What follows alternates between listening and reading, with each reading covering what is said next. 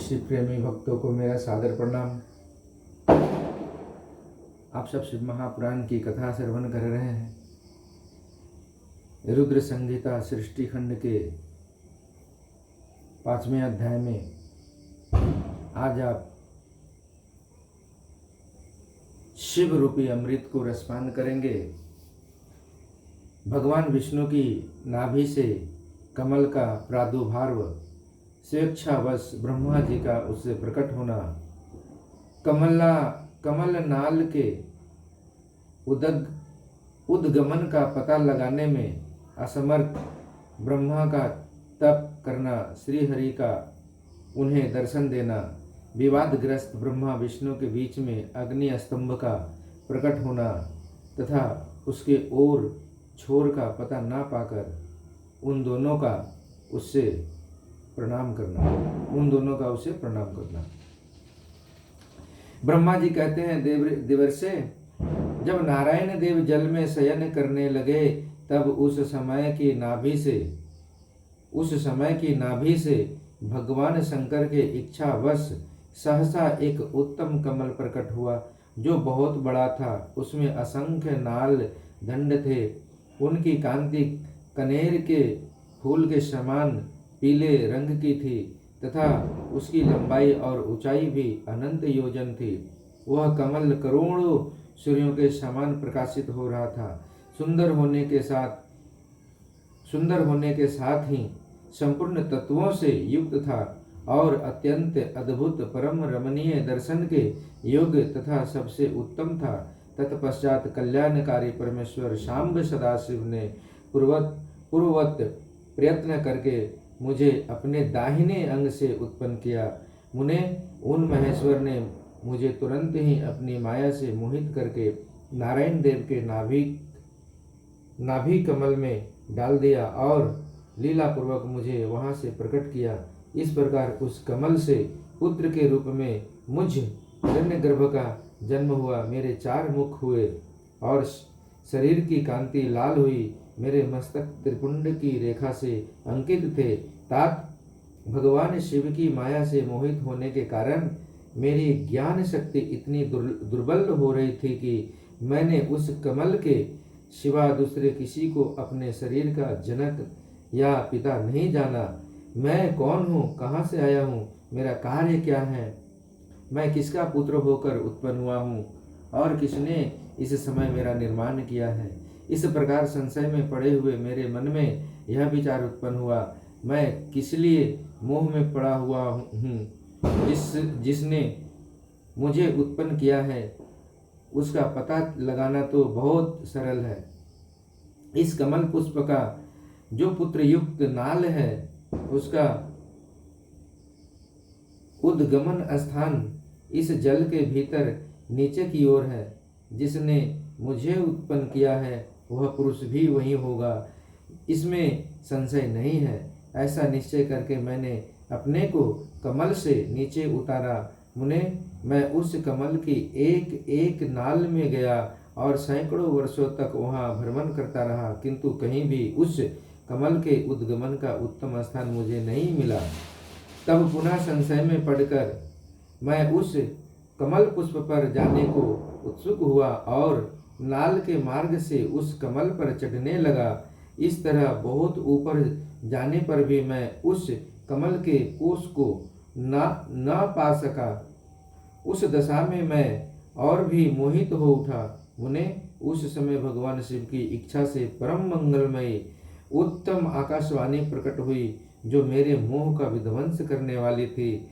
उस वाणी ने कहा, तपस्या करो। उस आकाशवाणी को सुनकर मैं अपने जन्मदाता पिता का दर्शन करने के लिए उस समय पुनः प्रयत्न पूर्वक 12 वर्षों तक घोर तपस्या की। तब मुझ पर अनुग्रह करने के लिए ही 4 भुजाओं और सुंदर नेत्रों से सुशोभित भगवान विष्णु वहां सहसा प्रकट हो गए। उन परम पुरुष ने अपने हाथों में शंख चक्र गदा और पग धारण कर रखे थे। उनके सारे अंग सजल जलधर के समान श्याम कांति से सुशोभित थे। उन परम प्रभु ने सुंदर पीताम्बर पहन रखा था। उसके मस्तक आदि अंगों में मुकुट आदि महामूल्यवान आभूषण शोभा पाते थे। उनका मुखार बिंद प्रसन्नता से खिला हुआ था। मैं उनकी छवि पर मोहित हो रहा था। वे मुझे करोड़ों कामदेवों के समान मनोहर दिखाई दिए। उनका वह अत्यंत सुंदर रूप देखकर मुझे बड़ा आश्चर्य हुआ। वे श्यामली और सुनहरी आभा से उद्भासित हो रहे थे। उस समय उन सदसत्व स्वरूप सर्वात्मा चार भुजा धारण करने वाले महाबाहु नारायण देव को वहां उस रूप में अपने साथ देखकर मुझे बड़ा हर्ष हुआ। तदंतर उन नारायण देव के साथ मेरी बातचीत आरंभ हुई। भगवान शिव की लीला से वहां हम दोनों में कुछ विवाद छिड़ गया। इसी समय हम लोगों के बीच में एक महान अग्नि स्तंभ ज्योतिर्लिंग का प्रकट हुआ। मैंने और श्री विष्णु ने क्रमशः ऊपर और नीचे जाकर उसके आदि अंत का पता लगाने के लिए बड़ा प्रयत्न किया, परंतु हमें कहीं भी उसका ओर छोर नहीं मिला। मैं थककर ऊपर से नीचे लौट आया और भगवान विष्णु भी उसी तरह नीचे से ऊपर आकर मुझसे मिले। हम दोनों शिव की माया से मोहित थे। श्री हरि ने मेरे साथ आगे पीछे और अगल बगल से परमेश्वर शिव को प्रणाम किया। फिर वे सोचने लगे, यह क्या वस्तु है, इसके स्वरूप का निर्देश नहीं किया जा सकता, क्योंकि न तो इसका कोई नाम है और न कर्म ही है। लिंग रहित तत्व ही यहाँ लिंग भाव को प्राप्त हो गया है। ध्यान मार्ग में भी इसके स्वरूप का कुछ पता नहीं चलता। इसके बाद मैं और श्री हरि दोनों ने अपने चित्त को स्वस्थ करके उस अग्नि स्तंभ को प्रणाम करना आरंभ किया। हम दोनों बोले, महाप्रभु, हम आपके स्वरूप को नहीं जानते।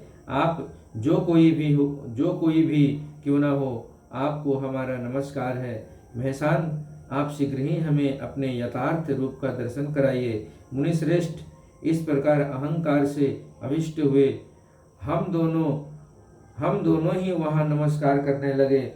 ऐसा करते हुए हमारे 100 वर्ष बीत गए। ब्रह्मा और विष्णु को भगवान शिव के शब्दमय शरीर का दर्शन। ब्रह्मा जी कहते हैं, मुनिश्रेष्ठ नारद, इस प्रकार हम दोनों देवता गर्भ रहित हो निरंतर प्रणाम करते रहे। हम दोनों के मन में एक ही अभिलाषा थी कि इस ज्योतिर्लिंग के रूप में प्रकट हुए परमेश्वर प्रत्यक्ष दर्शन दें। भगवान शंकर दिनों के प्रतिपालक, अहंकारियों का गर्भ चूर करने वाले तथा सबके अविनाशी प्रभु हैं। वे हम दोनों पर दयालु हो गए। उस समय वहां उन सूर्यश्रेष्ठ से ओम ओम ऐसा शब्द रूप नाद प्रकट हुआ जो स्पष्ट रूप से सुनाई देता था। वह नाद प्लुत स्वर में अभिव्यक्त हुआ था। जोर से प्रकट होने वाले उस शब्द के विषय में यह क्या है, ऐसा सोचते हुए समस्त देवताओं के आराध्य भगवान विष्णु मेरे साथ संतुष्ट चित्त से खड़े रहे। वे सर्वथा वैर भाव से रहित थे। उन्होंने लिंग के दक्षिणा भाग में सनातन आदि वर्ण आकार का दर्शन किया, उत्तर भाग में उकार का, मध्य भाग में मकार का और अंत में ओम इस नाद का साक्षात्कार दर्शन एवं अनुभव किया। दक्षिणा भाग में प्रकट हुए आदि वर्ण आकार को सूर्यमंडल के समान तेजोमय देखकर जब उन्होंने उत्तर भाग में दृष्टिपात किया, तब वह उकार वर्ण अग्नि के समान दीप्तिशाली दिखाई दिया। मुनिश्रेष्ठ, इसी तरह उन्होंने मध्य भाग में मकार को चंद्रमंडल के समान उज्जवल कांति से प्रकाशमान देखा। तदंतर जब उसके ऊपर दृष्टि डाली, तब शुद्ध स्फटिक मणि के समान निर्मल प्रभा से युक्त तुर्यातीत अमल निष्कल निरुद्रव निर्द्रहंद अधिदित्य शून्यमय ब्रह्मा और अभ्यंतर के भेद से रहित ब्रह्मांतर भेद से युक्त जगत के भीतर और बाहर स्वयं ही स्थित आदि मध्य और अंत से रहित आदि कारण तथा सबके परम आश्रय सत्य आनंद एवं अमृत स्वरूप पर ब्रह्मा का साक्षात्कार किया।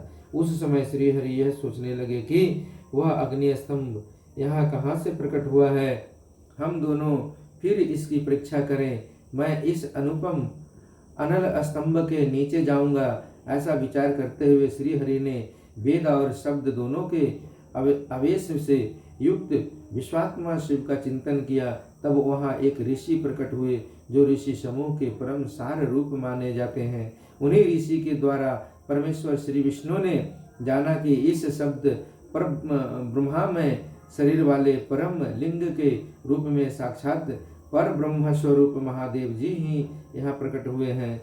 ये चिंता रहित अथवा अचिंत्य रुद्र है, जहाँ जाकर मन सहित वाणी उसे प्राप्त किए बिना ही लौट आती है। उस पर ब्रह्मा परमात्मा शिव का वाचक एकाक्षर प्रणव ही है। वे इसके वाच्यार्थ रूप हैं। वह परम कारण रित सत्य आनंद एवं अमृत स्वरूप प्राप्त पर ब्रह्मा एकाक्षर का वाच्य है। प्रणव के एक अक्षर आकार से जगत के बीजभूत अंड जन्मा भगवान ब्रह्मा का बोध होता है।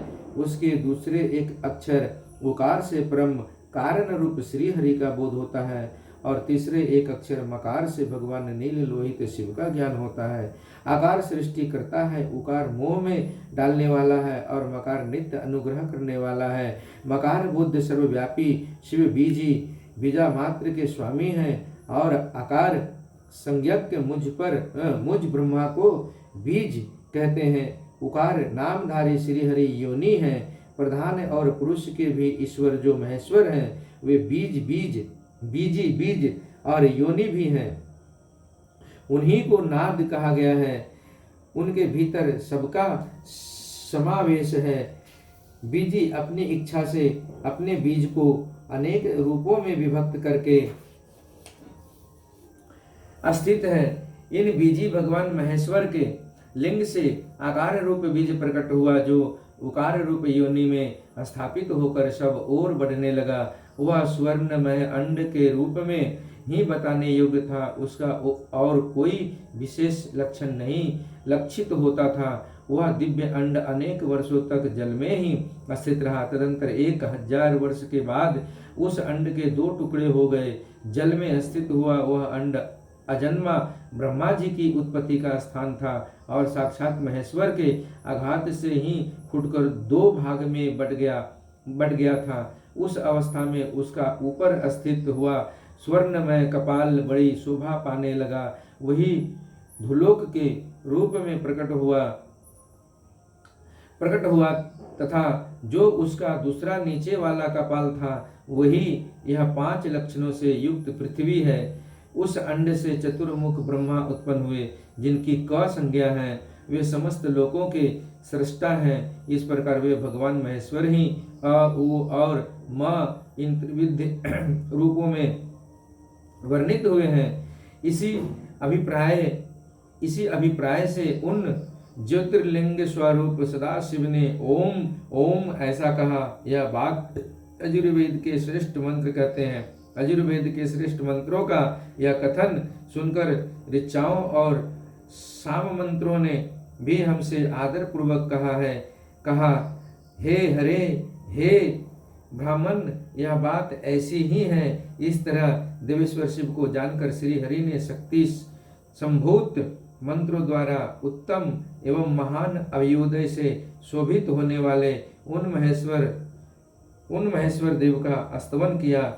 इसी बीच में मेरे साथ विश्वपालक भगवान विष्णु ने एक और भी अद्भुत एवं सुंदर रूप देखा। मुने वह रूप 5 मुखों और 10 भुजाओं से अलंकृत था। उसकी कांति कर्पूर के समान गौर थी। वह नाना प्रकार की छटाओं से विमान और भांति भांति के आभूषणों से विभूषित था। उस परम उद्धार महापराक्रमी और महापुरुष के लक्षणों से संपन्न अत्यंत उत्कृष्ट रूप का दर्शन करके मैं और श्री हरि दोनों कृतार्थ हो गए।